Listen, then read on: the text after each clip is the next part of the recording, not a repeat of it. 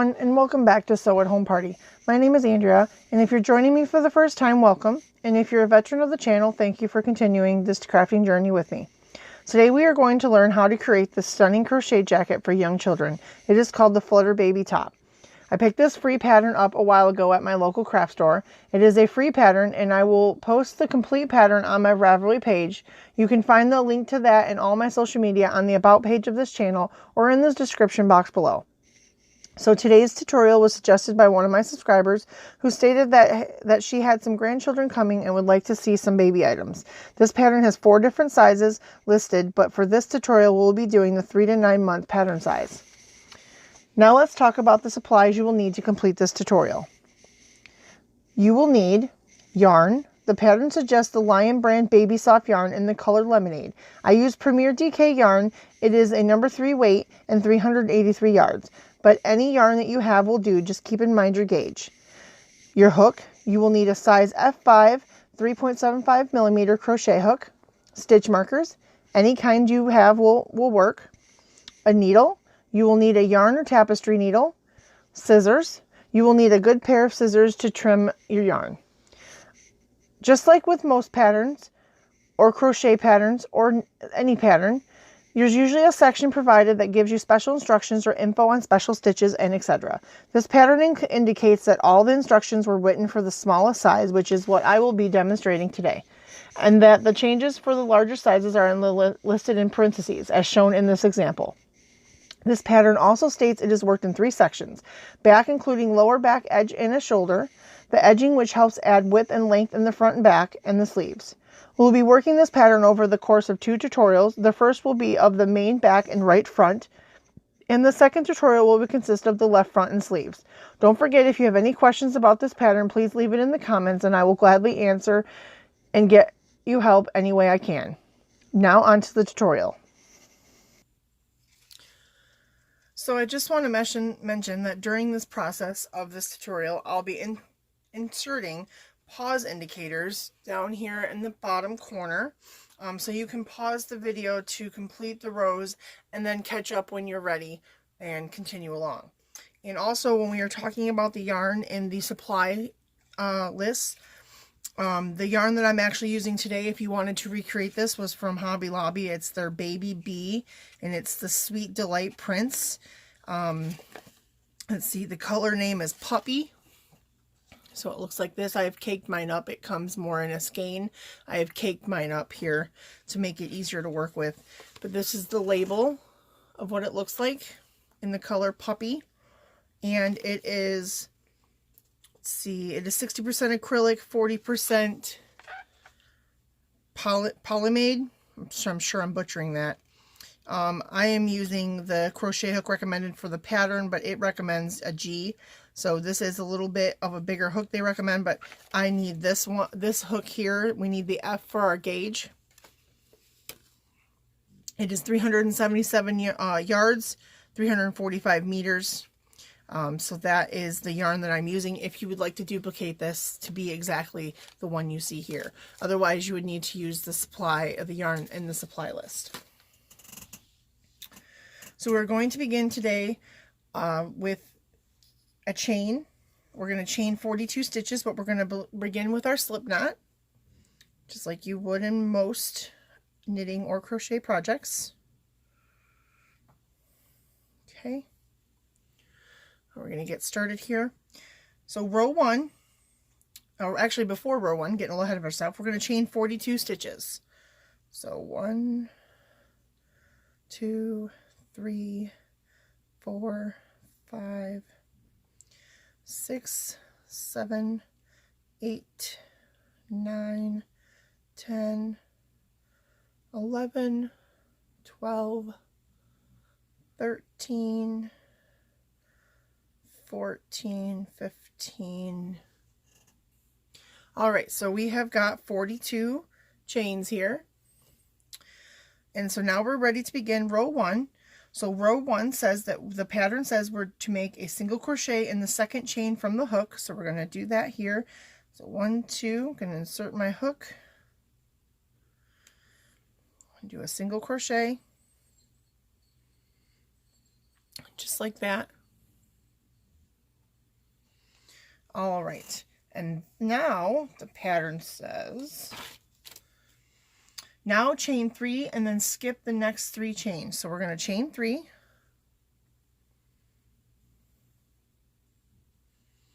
just like that, and then we're going to skip the next 3 chains from the foundation row and place a single crochet in the next chain. So we're going to count over 3 chains, 1, 2, 3, and place a single crochet in the next chain. So we're going to place a single crochet into the next chain. So your stitch should look like this.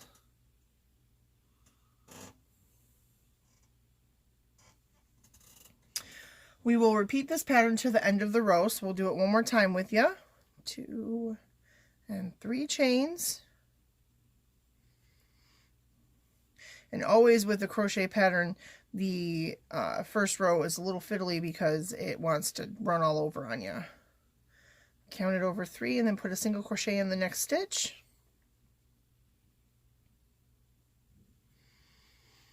And so now you should have what looks like this. All right. So now we're going to repeat this pattern all the way down to the end of the row, and I'll meet you back here in a second. All right, so we're about to put our last chain 3 single crochet into this last hole here, our last chain on the foundation row. And if you have counted correctly, your foundation row should look like this. You've created all these chain 3 spaces, which are these spaces right here, these holes. Those are considered chain 3 spaces in this pattern.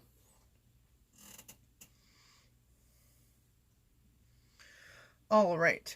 We have come to the end of row 1, and now we're going to begin row 2.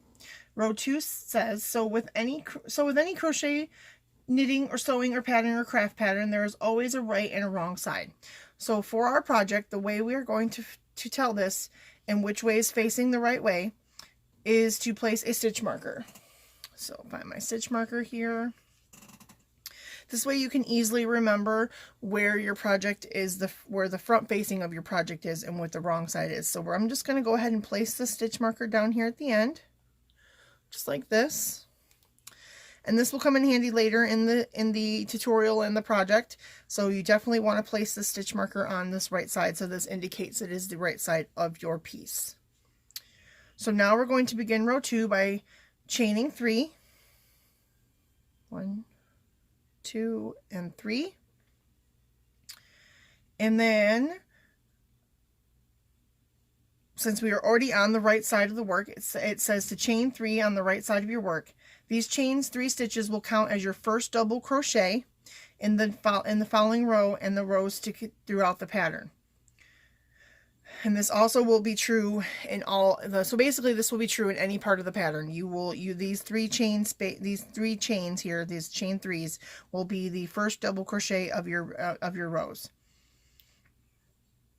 So now we are going to turn our work and work 3 double crochets into the chain 3 space created. Whoops. Didn't want to go there for me there for a minute. So that's 2 and 3.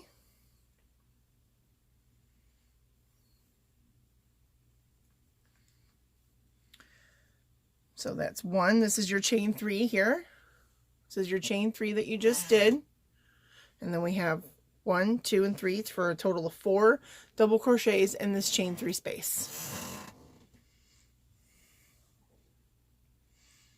So now we're going to chain 1. And now we'll continue to work the 3 double crochets in the remaining chain 3 spaces, and repeating this pattern of chain 3 or double crochet 3. Sorry, I've got the last row in my brain. Double crochet 3 and then chain 1. So let's do 3 more double crochets in this next chain 3 space. It's 1. This is 2 and 3. And then don't forget to chain 1, because eventually you'll see in the next row, this chain 1 that you're creating is making you a chain 1 space that will come in handy for the second part of the pattern that's going to be the repeat. All right, so we're going to continue to work these double crochet 3s into the chain 3 spaces and the chain 1, and I'll see you back here in a second.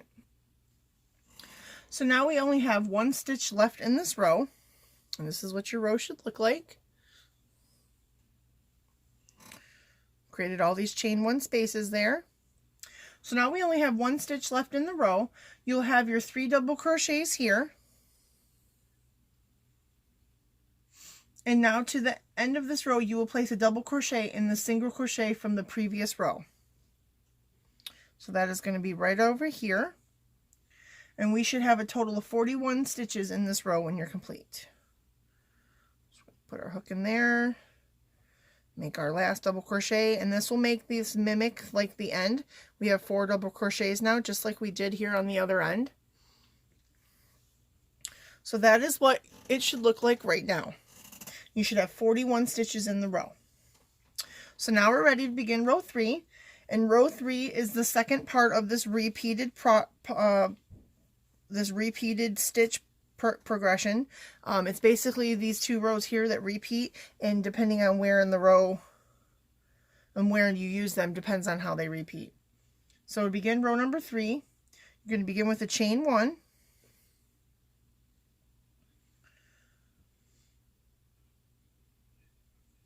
and then we're going to turn our work and placing a single crochet in the last double crochet stitch from row 2. So we're going to stick a single crochet here,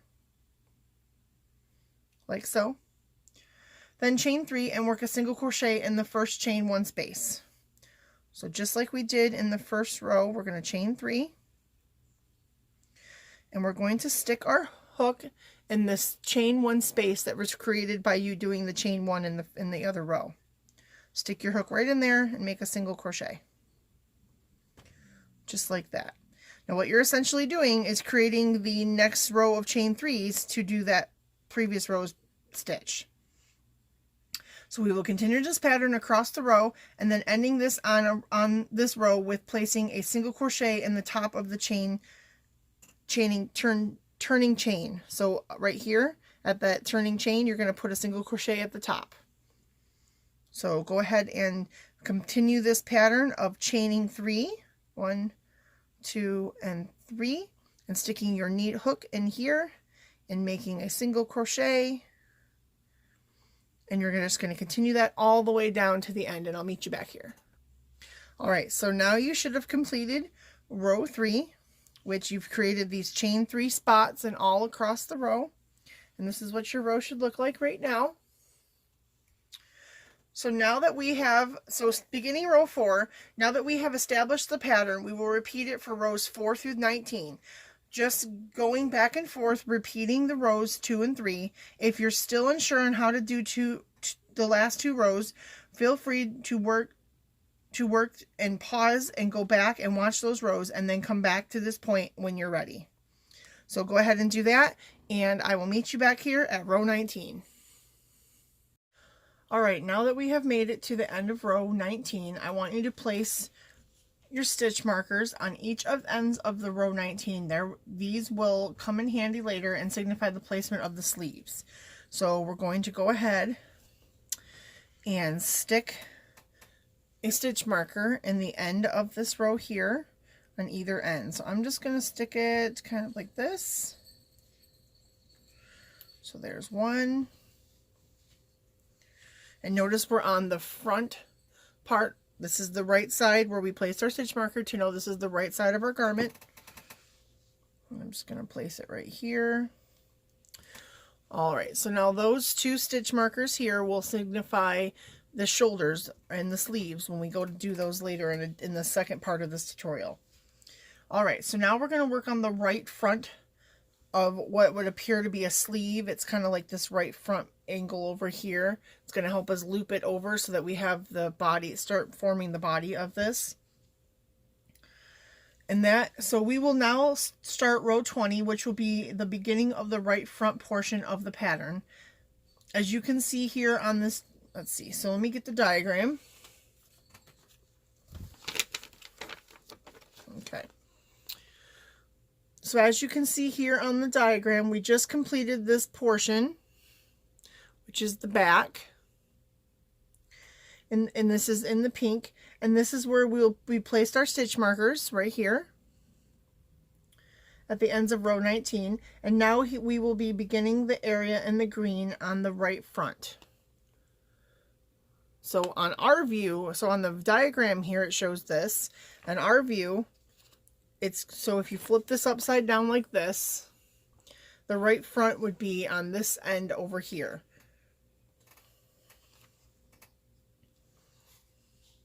Oh, I'm sorry, I have that backwards. We are going to look at it this way and do this side, so this will be the right front. I apologize. Okay, so, and sometimes you get turned around on these things. So here, as you can see, later in the diagram, this is where the sleeves are, and this is where we put our stitch markers, so that's why those are very important. And this is the part we're working on right now, so let me flip it over to our angle. So if you flip it over right here, you'll see that we're going to start working this here, and then this is the piece that we'll work off of to build the body of this top here. All right, so to begin row 20, we are going to chain 3. 1, 2, 3. And we're going to turn our work. And it's going to get a little bit fiddly because now we have a lot more to work with around here. All right. So now we chain 3 and we've turned our work. And just like before, we are going to place 3 double crochets in this first chain 3 space.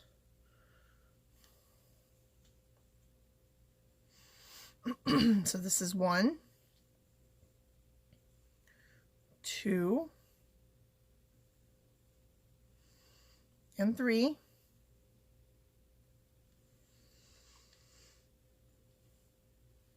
And then you're going to chain 1 just like normal. You'll begin to notice that this is the pattern that really just consists of the same stitch combo repeat. It just depends on where they are placed and which direction they go. Okay, now we're going to repeat the 3 double crochet and then chain 1. So let's do the 3 double crochets. It's 1, 2, oops, lost my stitch there. All right, this is 2 and 3. All right, so now we have 3 double crochets in there. Then we're going to chain 1.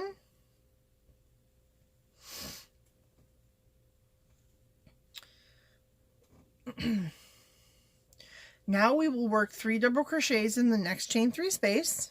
So one more time.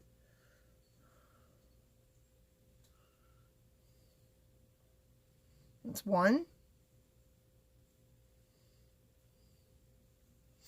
2,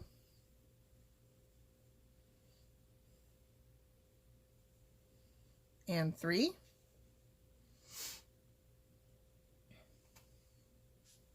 And then we're going to do 1 more double crochet in the single crochet stitch. So basically what's going to happen, and just like we just did on the ends of the rows where we put it in the single crochet stitch, we're going to use the single crochet stitch that we use to create this chain 1 space as like our end of our row. So make your double crochet into this single crochet here.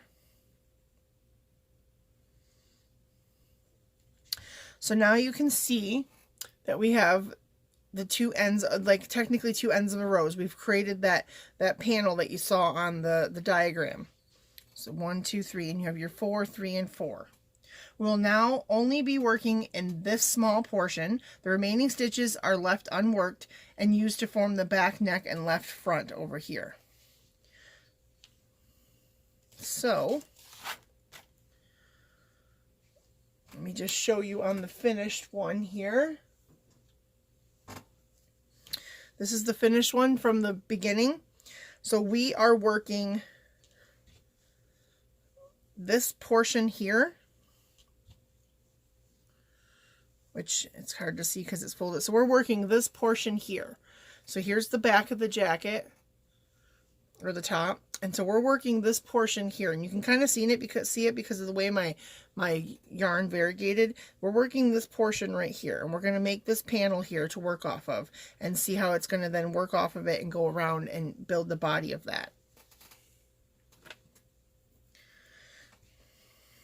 All right, so now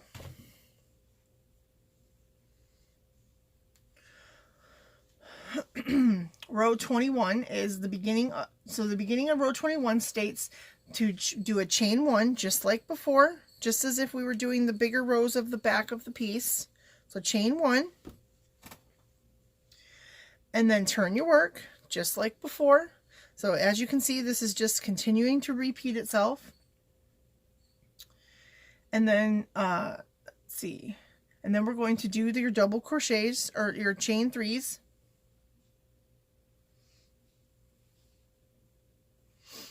So there's 1, 2, and 3, because we're just going to work this pattern just like you were the other. And then you're going to do your single crochet,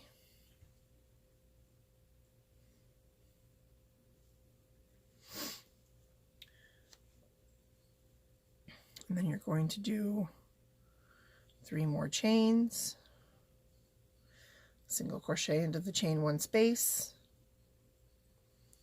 3 more chains, and 1, 2, 3 into that last double chain, top of that chain 3 that we did for the previous row.